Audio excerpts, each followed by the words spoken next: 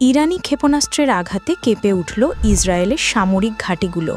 ১২ দিনের সংঘাতে নতুন মোড়। দ্য টেলিগ্রাফের চাঞ্চল্যকর দাবি।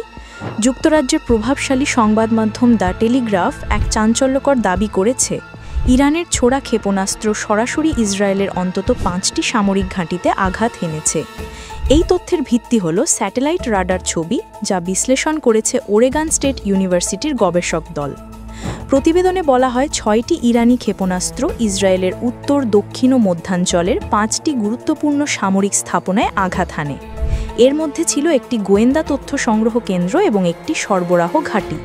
তবে এখন পর্যন্ত ইসরায়েল সরকার এসব হামলার বিষয়টি আনুষ্ঠানিকভাবে স্বীকার করেননি। সেনাবাহিনীর কড়া বিধিনিষেধের কারণে দেশটির কোনো সংবাদ মাধ্যম এ নিয়ে প্রতিবেদন প্রকাশ করতে পারেনি। টেলিগ্রাফের বিশ্লেষণ বলছে, ১২ দিনের সংঘাতে ইরান মোট ৪০টিরও বেশি স্থাপনায় আঘাত হেনেছে।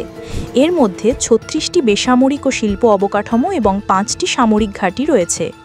প্রথম দিকে ইরানের ক্ষেপণাস্ত্রগুলো ইসরায়েলের আকাশ প্রতিরক্ষা ব্যবস্থায় আটকানো যাচ্ছিল, কিন্তু এক সপ্তাহ পর পরিস্থিতি পাল্টে যায়। প্রতিরক্ষা ব্যর্থ হয়ে ক্ষেপণাস্ত্রের আঘাত হারে সোজা টার্গেটে।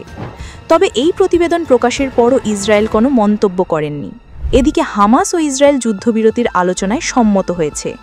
কাতারে হতে যাচ্ছে বৈঠক, কিন্তু ইরান ইসরায়েল সংঘাত থেমে নেই, বরং আরও বড় যুদ্ধের ইঙ্গিত দিচ্ছে চলমান ঘটনা। বিশ্লেষকরা বলছেন, মধ্যপ্রাচ্যের পরিস্থিতি এখন ভীষণভাবে অস্থির, আর এর প্রভাব পড়তে পারে বিশ্ব রাজনীতি ও অর্থনীতিতেও।